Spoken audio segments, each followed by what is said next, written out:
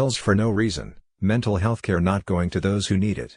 Deaths of despair, such as suicides and drug overdoses, are on the rise in the U.S., and there's no definitive explanation. A study out this week found a number of surprising statistics that deepen the mystery, primarily that rates of psychological distress are going down and outpatient mental health care use is up. Mark Alfson, a professor of clinical psychiatry at Columbia University and an author of the study, said the study's findings were not what he expected. "We thought we'd find increasing rates of psychological distress in adults," he told NBC News. "But the distress levels we found don't explain rising deaths of despair." The published Wednesday in JAMA Psychiatry used data from a nationally representative sample of nearly 140,000 people in 3 studies from 2004 to 2015. The data came from a set of large-scale surveys on the cost and use of healthcare conducted through in-person interviews by the U.S. Department of Health and Human Services. Almost a third of people who reported severe psychological distress are not getting mental health care. To quantify the mental health of people in the survey, researchers used participants' answers to questions about their state of mind to score them on the Kessler scale, a point system widely used to standardize distress levels from depression and anxiety.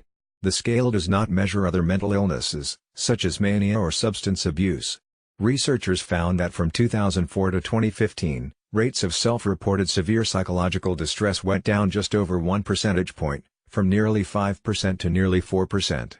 In the same period, the percentage of adults receiving outpatient mental health care went up 4 percentage points, from just over 19% to 23%. This includes use of both talk therapy and psychiatric medications.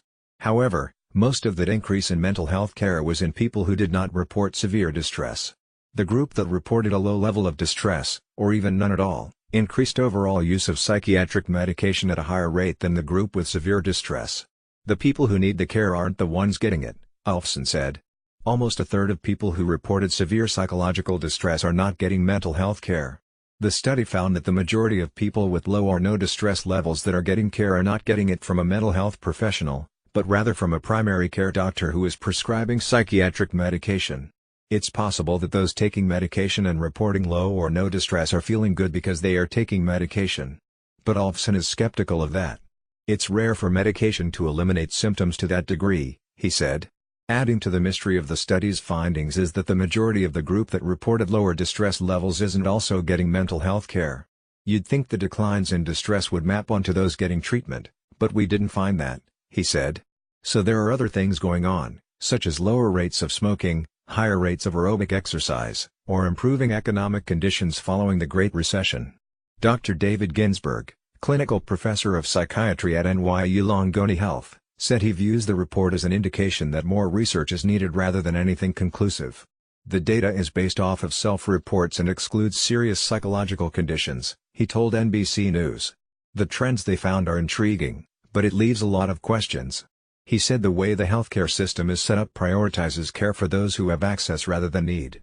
"Many people with more serious mental illness don't have commercial health insurance, or because of underlying conditions, they may need support from others to access care," said Ginsburg.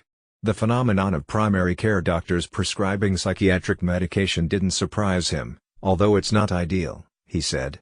Again, he said, the healthcare system is a factor here. Primary care doctors don't have the time to spend on psychiatric issues that the specialists have, he said. There's a lot of demands on prescribers these days, charting and administrative work, so specialists are better equipped to devote the needed time to issues like this.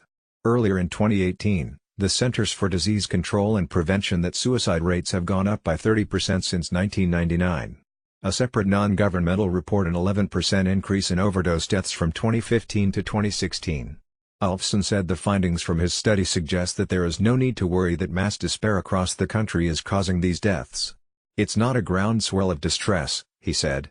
We need to make sure we are focusing treatment efforts on the right people and communities.